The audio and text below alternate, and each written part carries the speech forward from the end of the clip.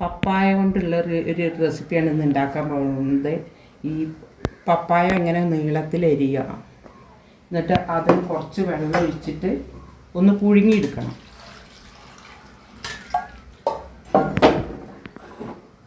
അതിൽ ലേശം ഉപ്പിട്ട് കൊടുക്കുക.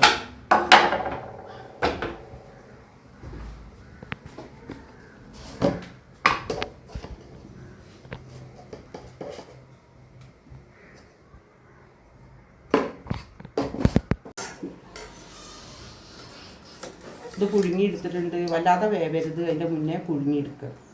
വെള്ളം ഊറ്റിയെടുക്കട്ടെ.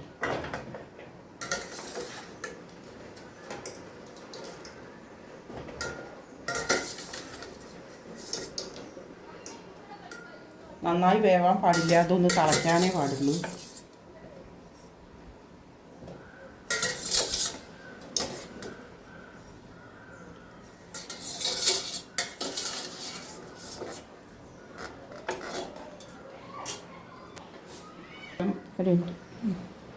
കടലപ്പൊടി ഇട്ട് കൊടുക്കുക, കുറച്ച് കടലപ്പൊടി ഇട്ട് കൊടുക്കുക.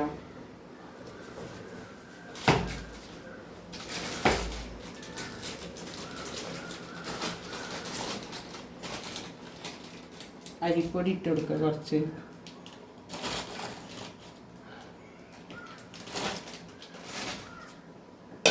മഞ്ഞൾപ്പൊടി,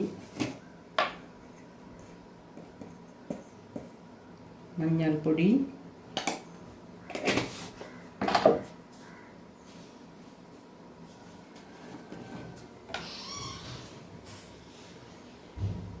മുളക് പൊടി,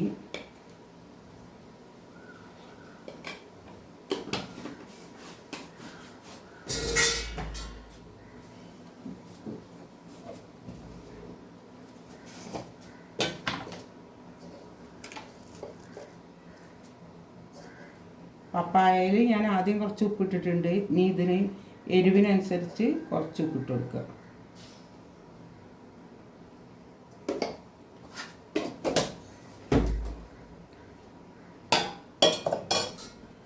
ഇത് നന്നായി ഇളക്കി ചേർക്കണം.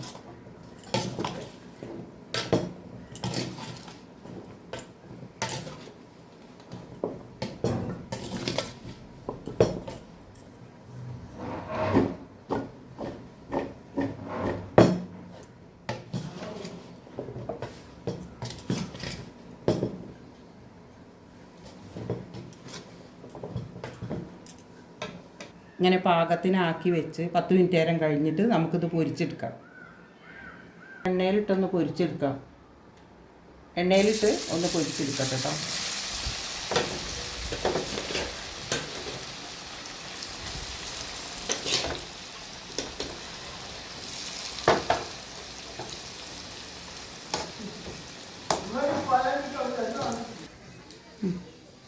നോക്കിയിട്ടുണ്ട്, കോരിയെടുക്കാം.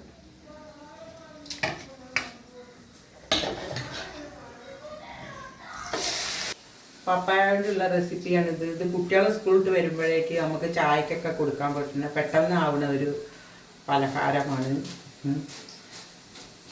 ഇത് എല്ലാവരും ഒന്ന് ഉണ്ടാക്കി നോക്കുക. ഇഷ്ടപ്പെട്ടാൽ സബ്സ്ക്രൈബ് ചെയ്യണം, ലൈക്ക് ചെയ്യണം, ഷെയർ ചെയ്യണം. ഇനി വേറൊരു വീഡിയോ ആയിട്ട് വീണ്ടും വരാം.